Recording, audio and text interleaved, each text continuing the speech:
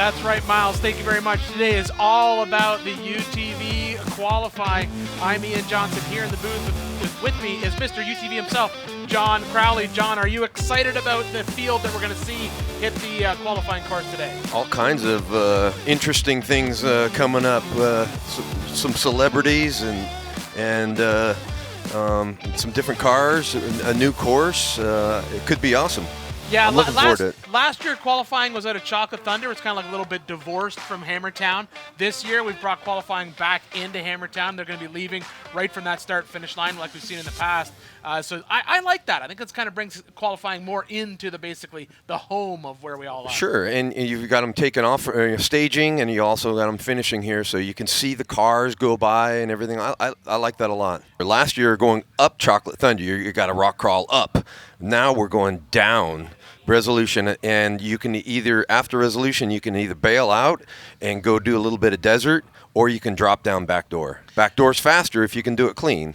Yeah, and that's a big drop, and we were speculating on this earlier, both you and I, is anyone actually going to take that drop? I think they will. The question, you say they will. I say no. We're going to see what happens here. Who we got on the line first here, John? Yeah, that's Andrew Stratman, who I was just talking to. He's racing Sportsman, and he's in a like a Razor XP Turbo.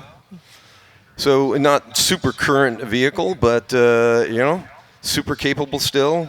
I've raced one of those in Hammers before, and we'll see how he does. And we talked a little bit about this class. I heard Miles say earlier it's just over 2.5 miles long. It's like the old qualifying course that we've used before for EMC, where there's a little bit of desert, a little bit of rocks. But as you said, we're going down some pretty serious rock trails in this. Yeah, and at first here, this is kind of a typical start for Hammers. A lot of times you come out and there's a lot of cross-grain stuff where you really can't go too fast. Just some huge dips in there, and you get going too fast and you'll launch over and nosedive it. So you got to really keep the nerves down at first. A lot of this right here he's going through was part of the Desert Challenge over the weekend, so everybody ran through this, and it's tore up even more than normal. Yeah, even if you went out and pre-ran, as John said, the Desert Challenge race was the past 2 days. So unless you got up, unless you went out in the night yesterday after the race or early this morning, your chances to get out and part of this qualifying course and pre-run it is pretty limited. You got to go all the way down Resolution, which is rocks, canyon coming down. Yep. Downhill instead of up, so it's not as hard. Gravity's your friend. Everything goes down. The rental cars will go down. And then right before backdoor, there's a sand hill where you can bail off to your left. All right, I think we got Benjamin Hiding? I'm going to say Hiding. John says Hiding. I'm going with John. This is his world. Sorry, I don't know Benjamin. So he's a Can-Am sportsman? That's Resolution right there. That's the top of Resolution right there. Now, as you can see, there is some track in there, but he's going to get into some rocks here shortly. Yeah, you've got just a little bit, and there's actually a little bit of a bypass on Resolution. I don't know if anybody's going to take it or not, but it's a left-hand turn right about just in a bit there before the top left screen. You can side hill and then dive down. I think it's legal. It's right about there. You could take a left. All right, another car off the line right now. There's 3 on course right now. 3 on course, and that is Jen. I believe that's Jen Zip. I didn't see the number on that one, John, as it left the line. Well, if you're blind, I got lots of problems. Yeah, you can just barely see part of the sand hill where he'll bail out to the left. And then once he gets up and over the saddle, you have to turn left instead of turning right to go back towards backdoor. He'll have to turn left and go away from backdoor, go around a cone, and then come back. Brock Hager rolling through Hammertown right now in his Razor. He just won the Desert Challenge yesterday. He's racing rocks as well. The question is, John, same UTV or different UTV? Different. Different UTV. So he raced a Pro R yesterday. He's part of the Polaris Factory racing team. He raced a Pro R yesterday, but in the rock race, the UTV Hammer Championship, he's racing a Turbo R. For me, it's all about the overall. Who's going to overall the thing, win? yeah? Yep. So you can brag about your own class and everything, but the real thing is who overalls the race. Yes. And that's who we were just talking about. He was our overall winner yesterday. Yes. All right, so we're watching we see a little bit of action down here in Resolution. Seems to be some Little schmucking. little smoke there. We don't want to see that. That's not fun. It's hard to speculate from the drone, but it looks like we got our first qualifying finisher coming in right here into Hammertown. Yeah, that's Andrew Stratman. So that's Andrew that we saw leave first thing this morning, and that jump is basically their finish line. And we're watching our first qualifier come in right now. That's Andrew, so we're going to get a time in from him shortly here. All right, so we're watching, here we got right now. Oh, here we go. First competitor heading into back door. This is where we said they had the options. So this is exciting. It's our first UTV. And this is not an easy drop.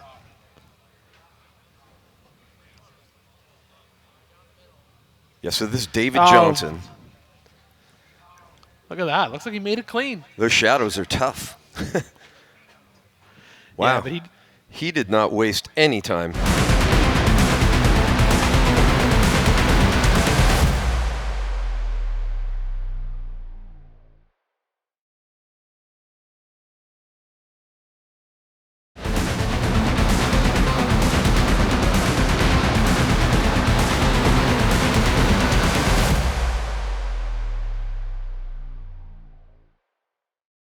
That's unfortunate for him.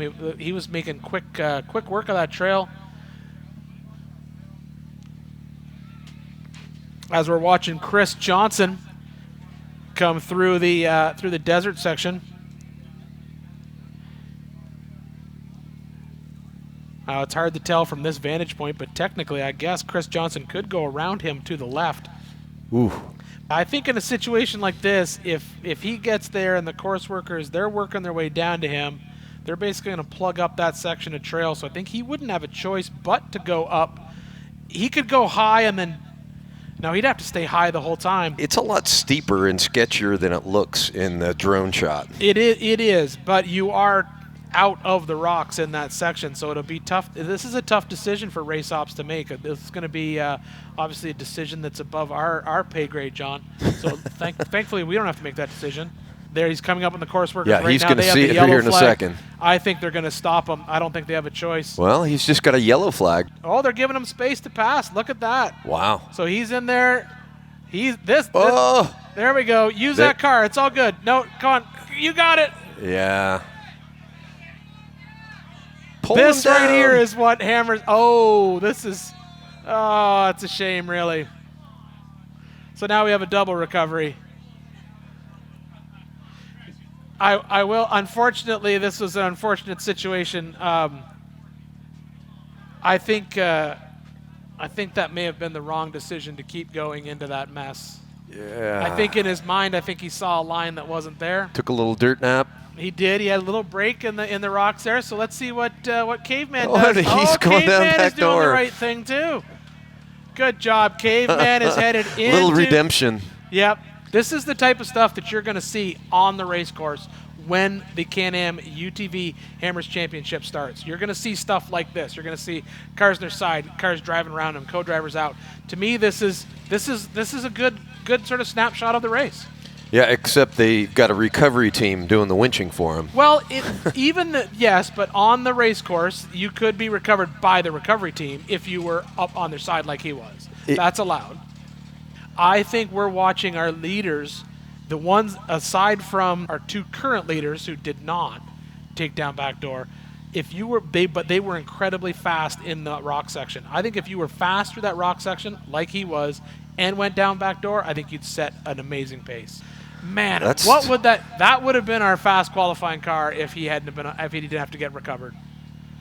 10 minutes, which is going to put him probably top 5 right now.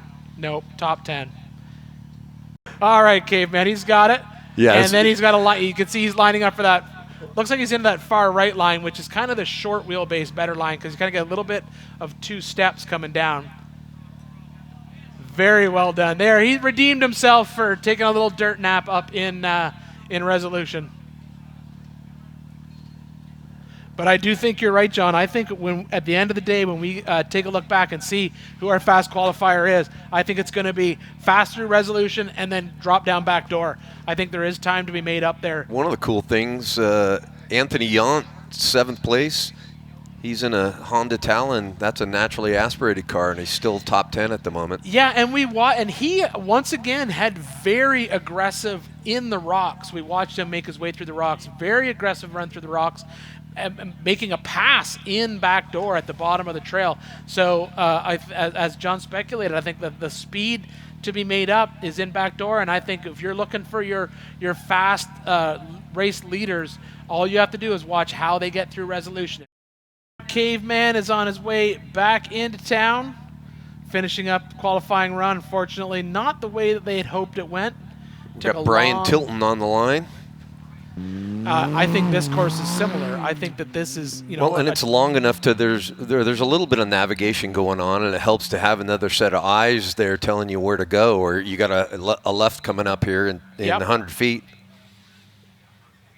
Yeah, I think you're right, and I honestly think that also the fact that we've got, realistically, I think if Caveman could have gotten out of his car, he probably could have self-recovered faster than waiting for the recovery team, because it took so long for the recovery team to get down there because they weren't expecting a problem down there.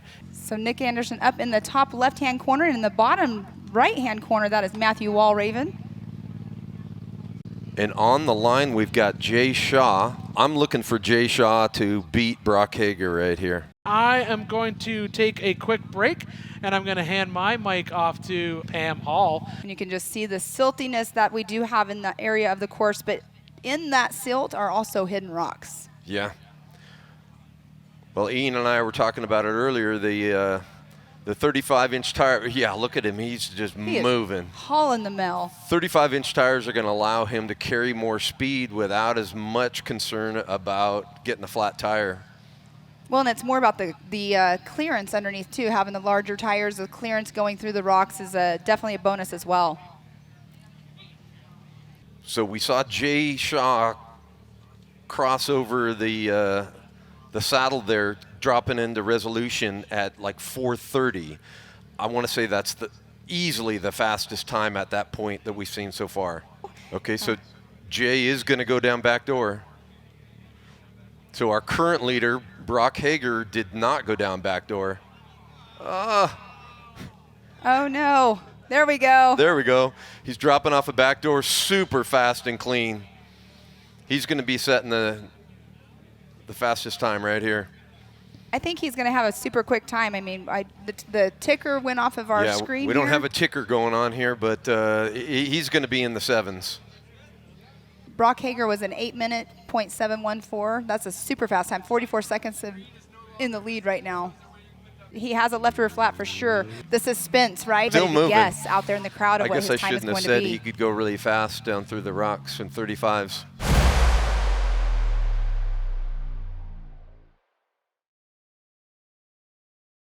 This episode of King of the Hammers is brought to you by Progressive.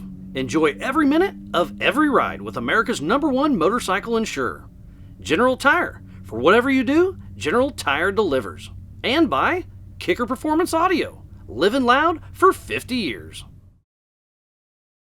This is A.J. Hoover in the Kawasaki. There we go. Looks like he's going to come down back door as well. Looks like he's headed to that far right up, left down. There's a new rock there. I haven't There seen is that a one new before. rock there. I wonder if someone strategically placed that rock out there late last night. So he's taking the more traditional line, dropping off that right side. Look at it. Ah, that was smooth. All right, so it's Nathan Seiler, I think, is in our big screen right now, where he's just left the line. He's now on course. And so now he is headed through that section that we've kind of named it the Cross Grain Hill. That's kind of the section that we've been watching. It's been tore up for a while. There's a drone-on-drone action. If you could saw that fast, that was pretty fun to watch. Yeah, we got another car going down back door. Excellent. We have someone else going to take the challenge of heading into back door instead of taking the big run around. And that is the number 1,000. of Tim Moyna.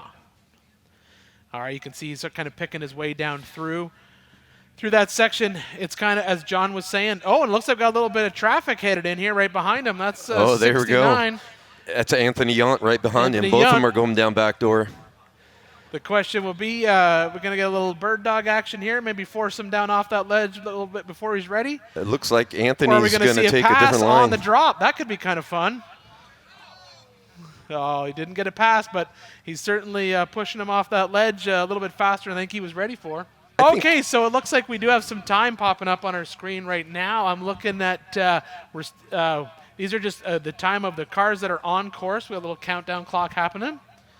And I think Anthony Yount's going to set our fastest time. We did have that speculation earlier as to if we'd see the speed UTVs out here in this first hour, because we saw a couple of them, and the question was, will we see them out on the qualifying course? But as John said, we did not see the first one show up. As we're watching the number 1,000 of Tim Moyna come in, we saw him get passed a few minutes ago just at the bottom of back door. Oh. He's got a whole lot of extra camber in there. Yeah. That's an awful way to He's end getting your off the course, qualifying though. course. Looked like he might have broke an upper ball joint or something going on there. David Johnson with a 10:04. Anthony Yount is at a 10:20. Then we got Andrew Stratham at 11:25. Well, there we go, right there. So there's your difference. Anthony Stratman, that was their first car off the line today, was at 11:25, right? And he didn't drop back in back door. He took the back bypass. door. So it's looking like about a minute. Okay. A minute difference if you drop down back door. I don't know what the heck's going on with 4480 there. That is not looking. That is not a UTV. Not a John. UTV. That is that's someone who has not paid attention to the live race course signs. He's carrying something pretty large on the back of the car there.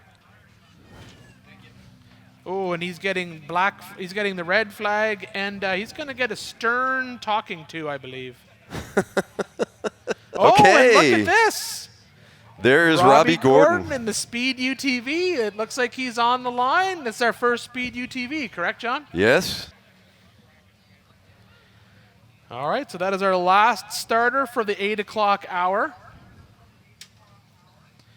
And right now, the time to beat is a 10:04. Coming through that rock section. We're watching Miller Richmond. It looks like he's going out. Looks like he's taking. No, maybe he's changed his mind. He said, "No, I want to be on the big screen." You know, he might have forgotten to shift to high. I think he heard us, and he's like, "No, sir, I'm headed down the big hill." It looks like they're getting out. Coming down. That's not a good sign. Yeah. Oh, it looks like he's signaling to the course workers. The problem there is he could be on the course too. I think there's enough space to get around him, but I think the question will be it's the course worker's decision. All right, well now we're watching it out on the course right now. Yeah, so that's Miller Richmond who broke something right at. And now we have a unfortunate flop right in there, and I believe that was Matt. Is that Matt Wilson? No. No. That is Rob Reno, I believe. Yeah, that is absolutely unfortunate right there. We basically have a car that looks like it's broke. Looks like the course workers are working on getting it off, and a car on its side. I think they're both in good positions. Won't basically hinder our race for the rest of the way. We're watching this Can-Am make easy work of this desert section. He should be he hasn't passed the rolled UTV yet. He's got a little ways to go before he's going to get in there. But you can see we got a little recovery going on there. So we're looking at Josh Hacker right now, and also Josh Owen. Both of them are having problems. All right, we can see this. You can see right here. Yeah, that UTV is far enough off course. Barely. To not. Looks like there's some course workers out there getting them up and out of the way. Yeah, I think that was Josh Owen, and I believe there was some steam coming from the front of his Razor. We saw that. Look, there was some steam coming out of the front. And they pulled them off, so that would definitely could be a cooling issue. Right now, we're watching Aaron Lynch make his way through this desert section. Carnivale coming down Resolution. Don't worry. He's about to drop into Resolution.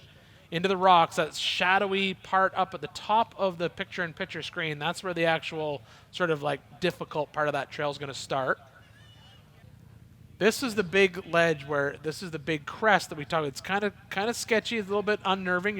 If you're in the car, you can't see where you're going at that point. You can't see that at all, and it's kind of sketchy. Caveman is on his side. It looks like Caveman's taking a little dirt nap out there in Resolution. Ouch.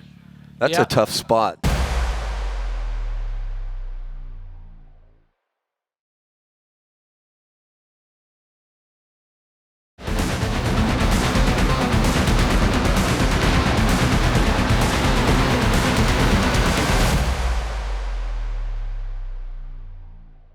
Still got about 5 more UTVs to head on out. Great crowd right in front of the Jumbotron. We're looking at Johnny Greaves coming down Resolution. Travis Ollinger out in the desert, top left. Both of them look like they have pretty good runs going, but right now it's Ronnie Anderson still, but Cole Clark within a half a second. What a tough time there. But hey, that's still front row for now. Run through our top 10 real quick. It's Ron Clark in that 10th. And 9th is Tyler Rimreed. And 8th, it's Cody Miller. 7th is Todd Beckett. 6th is Brock Hager. 5th is CJ Greaves. 4th is Phil Blurton. 5th is Nathan Parker. 2nd, Cole Clark. And in that pole position is Ronnie Anderson. Travis Zollinger still pushing strong as Johnny Greaves through the... Whoa, Zollinger getting a little off course. He's taking a ride. We've seen that corner get blown a few times, so the ruts must be getting deep out there. Johnny Greaves through the Bronco Arch into the Ford qualifying course. Travis Zollinger finishing up Resolution right there. He's going to make his option which way to go. Greaves has a couple more corners to go, and he'll be grabbing the checkered flag for his qualifying run during the Can-Am UTV Hammers Championship. He's going back door. Yes, he does. Going to drop down. Travis Zollinger likes the rocks. He likes doing a little bit of everything. He races desert racing, snowmobiles. He used to race dirt bikes a little bit. He's just kind of a nut. All right, so this is Mitch Guthrie Jr. He's racing a Pro R this year. He took last year off. Fresh from Dakar. And his co-dog is a former king in the UTV race. Who's his co-dog? Blake Vandeloo. Nice. Blake won it in 2016. Travis Zollinger just moves into the 6th position. Wow. Great run for him. A lot of good racing going on this year that's just really elevated. I remember, been coming for quite a while, and the the competition just keeps upping the game with the technology and the driving. I mean, it used to be a party where a race broke out. Now it's a race where a party breaks out.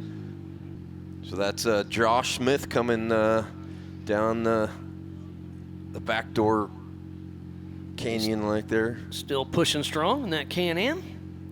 And there is Guthrie Jr. coming down. All right, now's the time to choose bypass or back door. We're about to find out which way is he going to go. I was at back door with him the other day, and he bypasses, so he's going down back door. He's going down. He did not like it. He was, I don't like this. So Mitch is running with a co-dog right now, but no spare tire. I was his last pick. It was like a week before the race, and he had nobody else, so it's like, well, couldn't find anybody, huh? I'll do it. Well, I'm glad you're not co-driving because we need the help in the booth this year for sure. So Guthrie through the Bronco Arch coming into the Ford Performance Short Course. Great run for him. So we're watching Guthrie Jr. and Hunter Miller on the bottom right. Kyle Cheney on the line. He's a 3-time king, back to back to back. Pretty impressive. So Kyle Cheney, our current king. Kyle Cheney is an absolute weapon behind the driving wheel. Maverick R really pushing strong. We'll see what kind of time he can get. And Hunter Miller is just kind of limping along through Resolution. I assume with that right rear flat, he'll probably take the desert lap out to the left. We're hearing a little tidbits through the PCI race radios that Kyle Cheney may launch down back door. We'll see. We could have a pretty good show ahead of us. But yeah, I mean, risk versus reward. We're about to find out. I don't see that happening. Right around that 5-minute mark, he's got a great run going. He's going to give Ronnie Anderson, our pole position, a run for his money with that 7:43. And just a half a second behind him is Cole Clark. Kyle Cheney taking his time around that broken car. That right rear tire is really costing him some time, but he's still pushing. Okay, let's see what Kyle does here. So we are at backdoor. What's Kyle Cheney going to do? Oh, Does a little wheel, and he does launch it down. Look at that. Kyle Cheney just skips over backdoor. Hell yeah. Right before it, he took a little bad bounce. I was nervous for him, but Kyle Cheney really pushing hard. That was the best show of the day for sure. dang. If you're not going to win, get the highlight reel. Well, he may get both. He taking that nice left line. Kyle Cheney has. I don't think he's going to crack it. He's not. I don't think he's going to beat Ronnie Anderson. Through the Can-Am corner, one jump to go. We'll see where it shakes him out. Wow. A 7:26 for Kyle Cheney. Just shaved off 15 seconds off of Ronnie Anderson. Wow. What a Holy great run by our current king, Kyle Cheney, stealing the pole on the last run of the day. And that right there is why it is called Power Hour. Wow.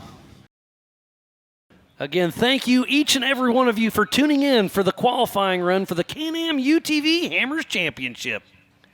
We will be qualifying tomorrow morning for the EMC class. We're going to sign off for the evening, and we'll see you tomorrow morning.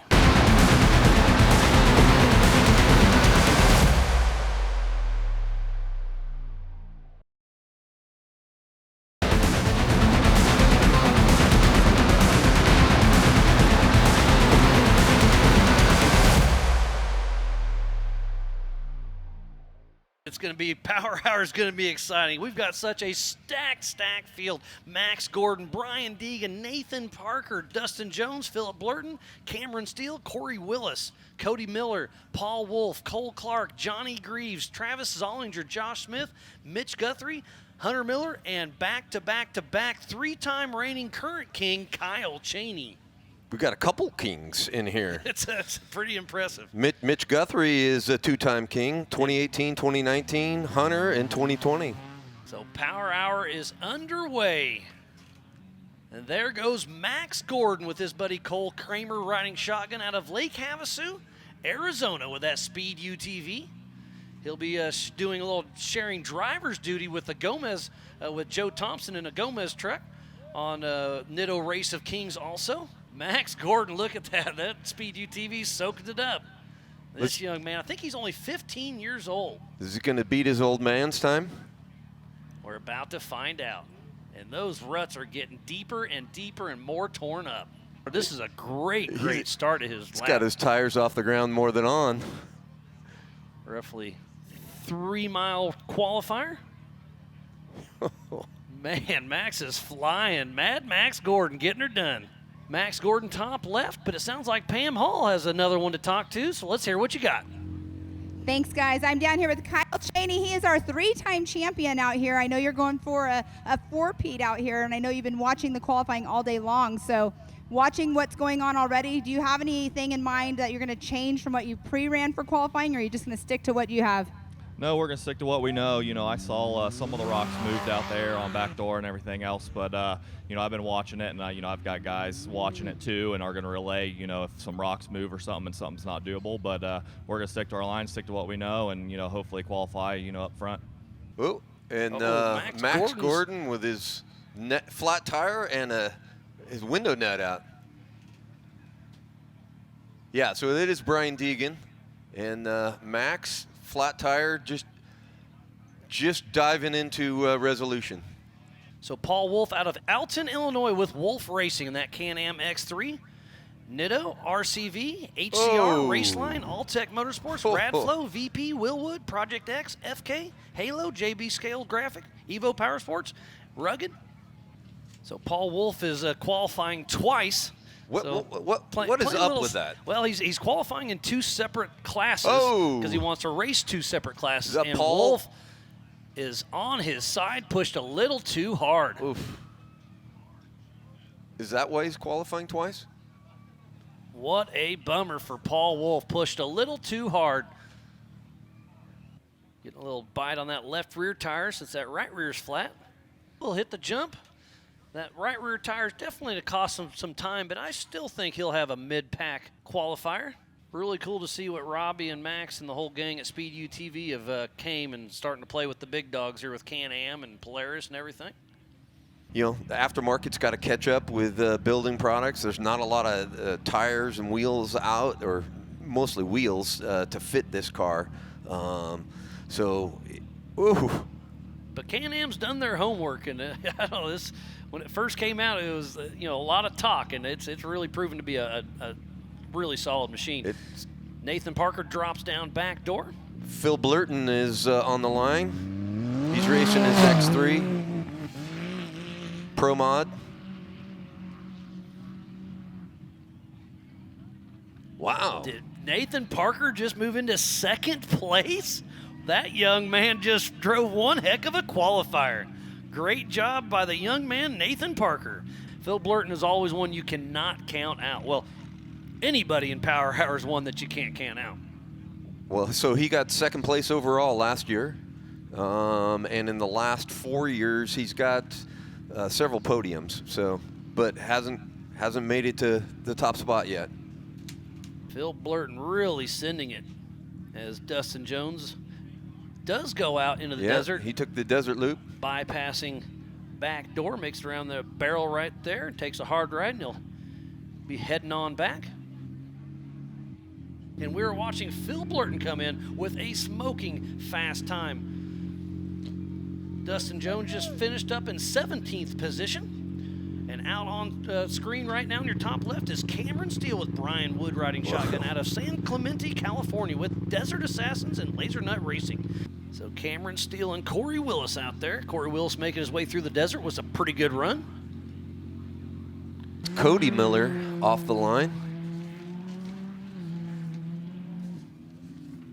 He's racing Pro Mod. It just blew over the top of that lip. Looks like we got Corey Willis hung up, or something's broken. That's not a good spot. We've seen quite a few of them broken right there, so we'll see if we can get him out of the way. It looks like he center punched that rock. Cody's got a great run going, and Corey Willis, we'll see if he's offline just enough. I think they got him moved just enough that we can sneak by him. We'll see. After Cody, we've got Paul Wolf again. Did he get back to Hammertown? We'll find out. We'll have to see. I think, his other Did he get an Uber or something from out here? So he's 10-18, but I think he's at 70-18. Wow, look at Miller. He's really pushing hard, blowing that corner just a tick. He is all over the throttle. Cody Miller is really putting down a great run. Remember, we're bringing this to you from the middle of the lake bed, the middle of the Hammers with no electricity. We bring in our own internet, our own electricity, and everything between. So these guys and gals work their tails off to be able to bring you this amazing coverage. So again, a huge shout out to each and every person a part of Hammer King Productions. And I still don't understand how we get all the drones live. It's amazing, beamed right back to us. Oh, do we have... Oh! Whoa, does a little nose stand. That's Corey Willis. Corey Willis. He got going again. And then about stuffed her in there a bit. Somehow came off a back door. He was showing out a little bit.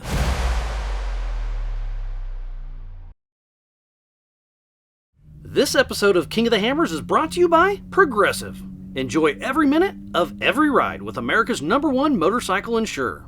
General Tire. For whatever you do, General Tire delivers. And by Kicker Performance Audio. Living loud for 50 years. So here comes Cody Miller. He'll be dropping down back door where Willis just put on a show. He makes it a little smoother. Cody Miller's got a great run. Look at that as he's coming through the Bronco arch. See what line he takes. Takes the center line. That's your line. No, he took the center line there. Oh. He has got a great run under his belt. He's always a top contender out here or wherever he goes racing. He does a lot of short course. Oh, look. Is that Paul Wolf again? Yeah, Paul Wolf's on the line once again. In a different car, in a different class. Oh, it's a 7 instead of a 1. Yep, with duct tape. Still watching Paul Wolf push his way through. Resolution and Cole Clark is off out of Cortez, Colorado with ZRP Army in the Pro Modified single seat RS1, KT Performance, and Zollinger Racing Products. His first Ultra 4 race was King of the Hammers 2018. He's won in Moab and in Reno, Oklahoma a couple times, and the Stampede. So Cole Clark's definitely one to watch. Paul Wolf still pushing strong. As we have Cole Clark as well. Cole Clark making his way through the desert section. And look at Paul Wolf launching through the Bronco Arch. He is pushing hard. This is going to be a great run. Is he going to have anything for Ronnie Anderson? Maybe. He had it. Oh, no. You had to jinx him. What a terrible look for Paul Wolf. He was pushing hard all the way to the end. Had such a great run going. Tough luck for Paul Wolf. He's having a rough day. And that's not going over, Paul. Oh, gosh. I think he's still going to try to recover and keep going. So there goes Johnny Greaves. He's been a Grand Marshal here at King of the Hammers. His first time racing was back in 2017, a 7-time Pro 4 championship with over 100 wins. Definitely a legend of our sport, and he's here racing with us in King of the Hammers. Yeah, Cole Clark's got a great run, but so does Johnny Greaves. It'll be interesting to see how he can shake things up. You can see our unofficial leaderboard in the top right of our screen keeps going through. Cole's taking the back door. If you're on site, we'll be playing all these. Like he clobbered that rock with his right rear tire. And Johnny Greaves on the bottom right is really moving strong through the desert. Yeah, these tires are taking a beating, that is for sure. It's a great looking chassis.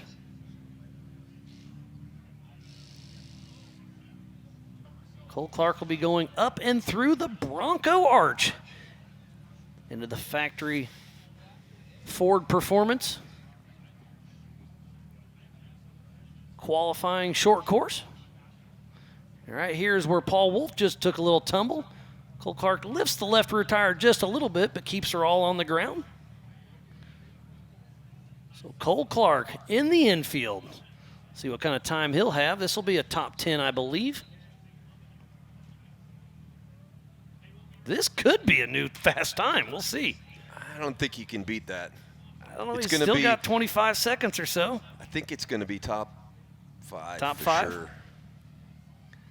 We'll see how it all shakes out. He's I don't know. He's not leaving laying anything out. on the table. He knows he's pushing hard. Can Cole Clark bump out Ronnie Anderson? It's going to be down to the seconds. We'll get you a time here very shortly. One more jump to go. And Cole Clark grabbing the checkered flag. We'll see when our timer updates. I think that's definitely a top 3. And Ronnie Anderson with a 7:43. There's Travis Zollinger on the just off the line. Cole Clark just moves into second position by a half a second. So Ronnie Anderson and Cole Clark are within a half a second sitting in that pole position. So what a great run by Cole Clark, but Ronnie Anderson still sitting in that pole position.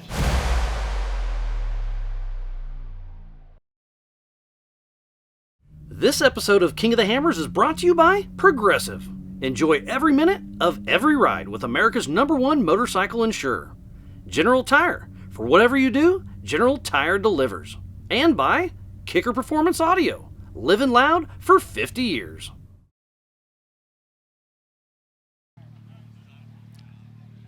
All right, Jay Shaw. I'm going out on a limb and saying that's our fastest. All right, let's see what it's going to come up. Jay Shaw is in the 8:22.537. I was wrong.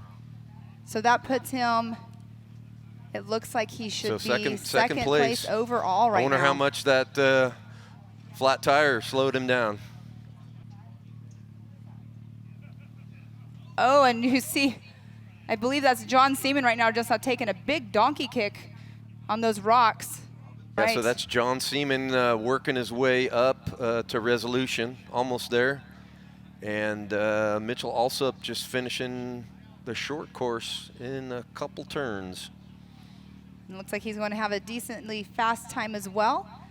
So right now, let's just talk about this. We have Brock Hager still sitting in that number 1 spot in the 1896. He is in the Pro Stock Turbo UTV class. Then we have Jay Shaw, the number 17, in 2nd position. Nick Anderson in the 3402 sitting in the number 3 spot. Oh, geez. Oh, no.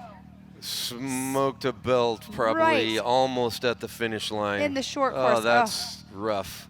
That is heartbreaking right there. The 146 up on our top left-hand corner, Kyle Smith making his way through. He's going down back door.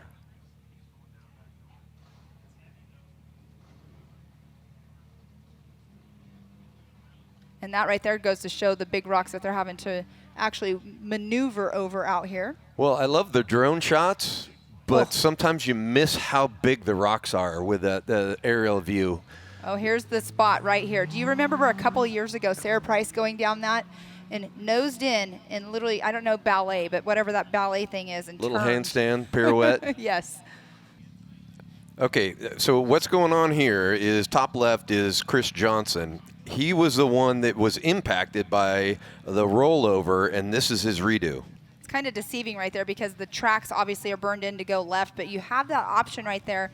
But just now we had Mitchell Alsop come up, and he was talking to us about his experience out there just now. And he was telling you that he thinks maybe if he would have went down back door, it wouldn't have possibly had the outcome he just did. Yeah, he was thinking the deep sand on the berm up and out didn't help him.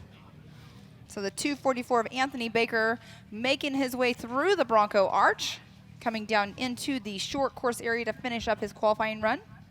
And right on his heels is Chris Johnson. Yeah, Chris Johnson's making a great run. I mean, he's already basically had a run out at once, but got a little hung up earlier on. So getting to go out and do another one.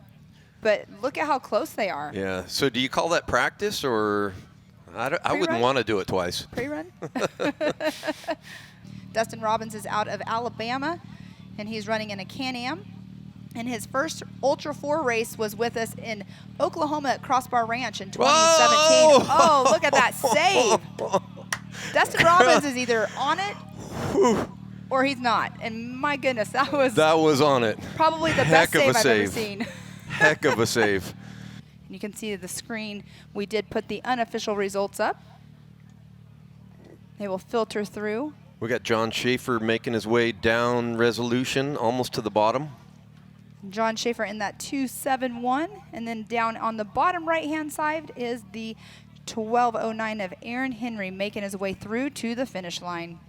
We had seen Todd Beckett. He was, as we were watching his spiel with Miles Hasselquist, he was bombing his way through the desert in the whoops, and he is now up in that top left hand going down that very steep. Oh, he's getting a little western coming down. That was almost a yard sale. Oh, that is Wells and the number. A little tie rod issue there. Not good for Wells. That is Dwayne Wells in the number Oh. 604. Not a good spot. Yeah, that tie rod just snapped. He's not going anywhere. Top 10 there is split by, what, 41 seconds? That's pretty impressive. Anderson really 17-second lead in qualifying is very impressive. There is a graveyard of UTVs here in Resolution. Look at that. There's Trotter on your one of our main recovery guys, making sure everything's going smooth. Got all our Australians out there helping us. They've been a huge, huge help in lineup and build and everything in between. And we got lots of exciting drivers yet to come, and it sounds like our one and only Pam Hall's down there to have a chat. So, Pam, what do we got? I am here with Brian Deegan. He's getting ready to go out on Power Hour. Are you excited about this race course, and have you pre-ran it quite a bit?